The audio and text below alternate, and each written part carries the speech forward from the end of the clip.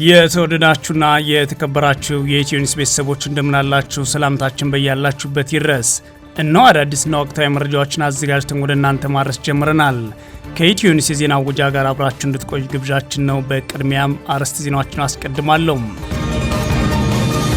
በአማራ ክልል ደቡብ ጎንደር ዞን ከተሞችን ለቆ በሚወጣው የአገዛዝ ጦር ላይ ከፍተኛ ኪሳራ ደርሰንበታል ሲል የፋኖ ኃይሎች አስታወቁ። የአማራ ፋኖ ብሔራዊ ንቅናቄ የተቆጣጠራቸው ከተሞችን በተመለከተ መመሪያ ያስተላለፈ ሲሆን በከተሞች የነበሩ የፖለቲካ እስረኞች ነጻ ወጥተዋል፣ በሺዎች የሚቆጠሩ የአገዛዝ ጦር አባላት እጅ ሰጥተዋል ሲል አስታውቋል። በክልሉ የተለያዩ አካባቢዎች በአገዛዝ ጦርና ፋኖ ኃይሎች መካከል የሚደረገው ውጊያም ቀጥሏል። በዝርዝር እናየዋለን። ብልጽግና ወደ ትግራይ ክልል ሰራዊት ማስጠጋቱን ቀጥሏል። ሰራዊቱ በስፋት ከተለያዩ አቅጣጫዎች የትግራይ ክልል አዋሳኝ አካባቢዎችን እየከበበ ይገኛል። መግለጫ ያወጣው ህወሓት የፌዴራሉ አገዛዝ ሌላ ዙር ደም አፋሳሽ ጦርነት ለመክፈት ግዙፍ ኃይል እያሰማራ ይገኛል ሲል ክስ አሰምቷል። በዝርዝር የምናየው ሌላኛው ጉዳይ ነው። ሶማሊያ ከሳውዲ አረቢያ ጋር የመከላከያና ወታደራዊ ስምምነት ተፈራረመች። ሶማሊያና ሳውዲ አረቢያ በመካከላቸው ያለውን የመከላከያና ወታደራዊ ትብብር የበለጠ ለማጠናከር የሚያስችል የመግባቢያ ስምምነት ተፈራርመዋል። በዝርዝር እናያለን። ኢራን ሁሉንም ማዕቀቦች የሚነሱላት ከሆነ የበለጸገ ዩራኒየሟን የጥራት ደረጃ ልትቀንስ እንደምችል አስታውቃለች። ኢራን የተጣሉባት ማዕቀቦች በሙሉ የሚነሱላት ከሆነ በከፍተኛ መጠን ያበለጸገችው ዩራኒየም የጥራት ደረጃ ዝቅ ለማድረግ ልትስማማ እንደምችል የአገሪቱ የአቶሚክ ኃይል ኃላፊ መናገራቸው ተዘግቧል። የተወደዳችሁና የተከበራችሁ የኢትዮ ኒውስ ቤተሰቦች አብራችሁ ውስጥ ቆዩ። እነዚህና ሌሎች ትሰማላችሁ። መልካም ቆይታ ያውላችሁ። በአማራ ክልል ደቡብ ጎንደር ዞን ከተሞችን ለቆ በሚወጣው የአገዛዝ ጦር ላይ ከፍተኛ ኪሳራ ደርሶበታል አለ የአማራ ፋኖ ብሔራዊ ንቅናቄ። የአማራ ፋኖ ብሔራዊ ንቅናቄ የተቆጣጠራቸው ከተሞችን በተመለከተ መመሪያ ማስተላልፏል። በከተሞች የነበሩ የፖለቲካ እስረኞች ነጻ ወጥተዋል፣ በሺዎች የሚቆጠሩ የአገዛዝ ጦር አባላት እጅ ሰጥተዋል ነው ያለው ንቅናቄው። በክልሉ የተለያዩ አካባቢዎች በአገዛዝ ጦርና ፋኖ ኃይሎች መካከል የሚደረገው ውጊያም ቀጥሏል። የአማራ ፋኖ ብሔራዊ ንቅናቄ በደቡብ ጎንደር ዞን በርካታ ከተሞችን መቆጣጠሩን ይፋ አድርጓል። በዞኑ አንዳንድ አካባቢዎች የአገዛዝ ጦር ያለ ውጊያ ለቆ የወጣ ሲሆን በስማዳ ላይ ጋይንት ስቴና ደራ ወረዳዎች ደግሞ ጦሩ ከከተሞች ለቆ ለመውጣት ሲሞክር ፋኖ ኃይሎች በተከፈተበት ውጊያ ከፍተኛ ሰብአዊና ቁሳዊ ጉዳት ደርሶበታል ሲሉ ነው የፋኖ ኃይሎች ይፋ ያደረጉት። የካቲት 2 2018 ዓ.ም በመካነ ኢየሱስ ወገዳና ንፋስ መውጫ ከተሞች በተደረገው ውጊያ የፋኖ ኃይሎች በከተሞች መቆጣጠራቸውንና ከፍተኛ መጠን ያለው የጦር መሳሪያ ካገዛዙ መማረካቸውን አስታውቀዋል።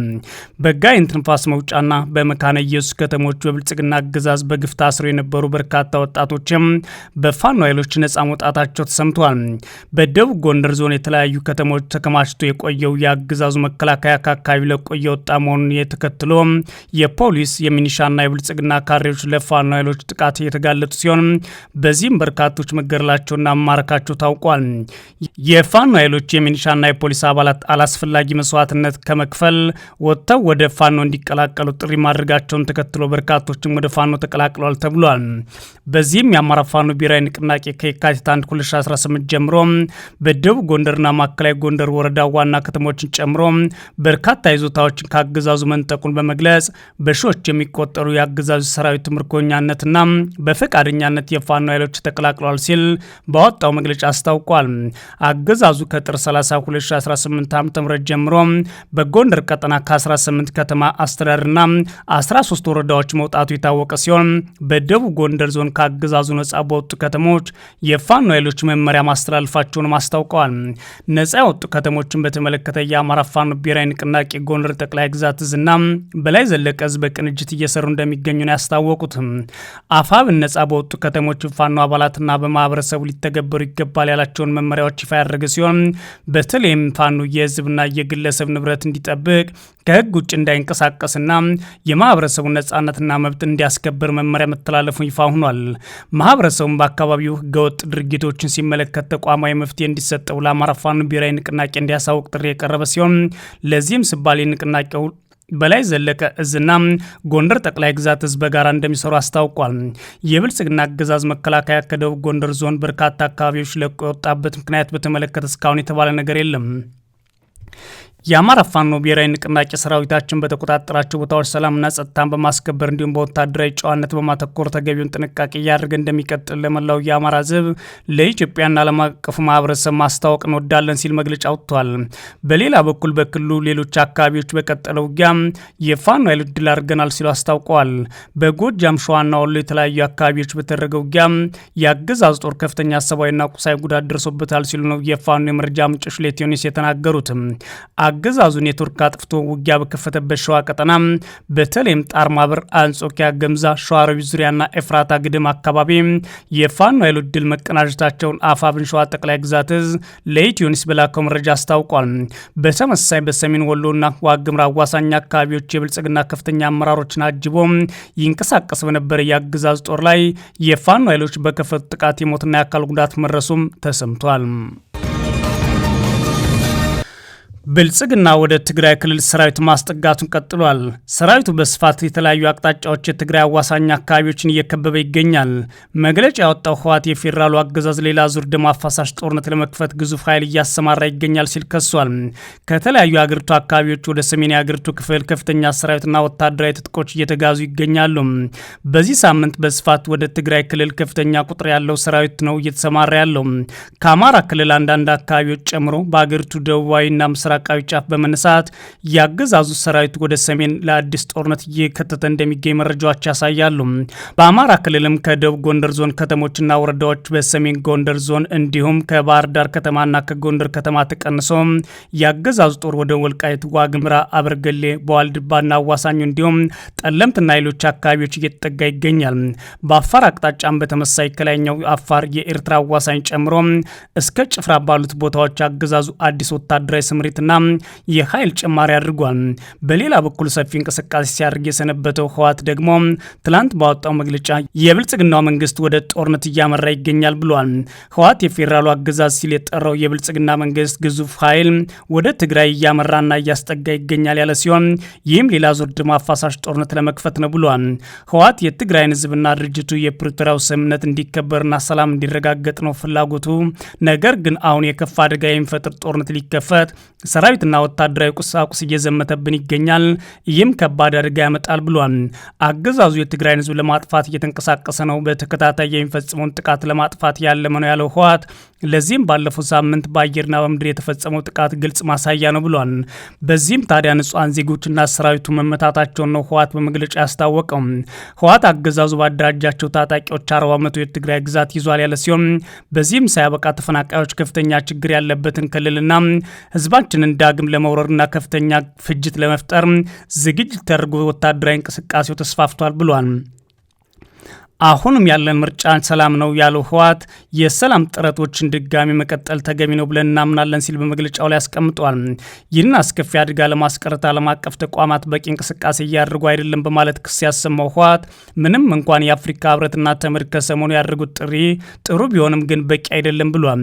በትግራይ ጦርነት ድጋሚ እንደሚነሳ በተለያዩ ባለስልጣናት ሲነገር የከረመ ሲሆን አሁን ደግሞ ትግራይን መዳሰስ፣ ኤርትራን መደምሰስ የሚል እቅድ የያዘው የብልጽግና አገዛዝ ግልጽ ወታደራዊ እንቅስቃሴዎች ማድረግ ጥቃት ለመክፈት ተዘጋጅቷል ተብሏል።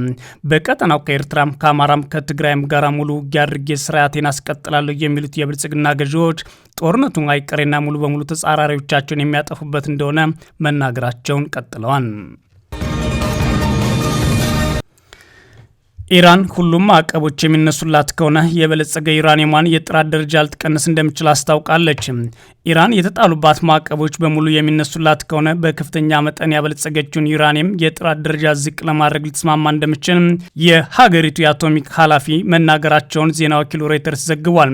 ኢራን ያቀረበችው ይህ ሀሳብ ከአሜሪካ ጋር እያደረገች ባለችው ድርድር በግልጽ አቋሟ የተንጸባረቀበት ተደርጎ ተቆጥሯል።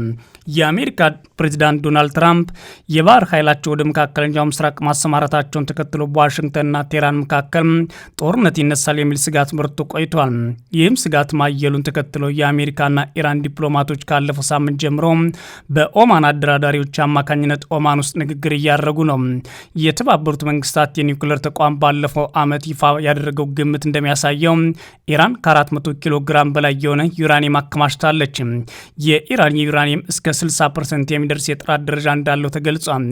ዩራኒየሟን ለጦር መሳሪያዎች ደረጃ ደርሷል የሚባለው 90% ጥራት ሲኖሩ ሲሆን የኢራን ክምችት እዚህ ላይ ለመድረስ አንድ እርምጃ ብቻ የቀረው እንደሆነም ተቋሙ አስታውቋል። ባለፈው ዓመት የኢራን የኒውክሌር ጣቢያዎች ላይ የአየር ድብደባ የፈጸመችው አሜሪካ ይህ የዩራኒየም ክምችት እንድትተው ትፈልጋለች። የኢራን የአቶሚክ ኢነርጂ ድርጅት ኃላፊ መሐመድ ኢስላሚ 60% የበለጸገውን ዩራኒየም የመበረዝ ወይም ዲሊቲንግ አማራጭ በምላሹ የተጣሉብህን ሁሉንም ማዕቀቦች ይነሳሉ ወይስ አይነሱም በሚለው ላይ የተመሰረተ ነው ብለዋል። እስካሁን ድረስ ከአሜሪካ ባለስልጣናት ጋር በተደረገው ንግግር የኢራን የበለጸገ ዩራኒየም ወደ ሌላ አገር የመላክ ሀሳብ እንዳልተነሳ ኃላፊው መናገራቸውን የኢራን የዜና ወኪል ዘግቧል።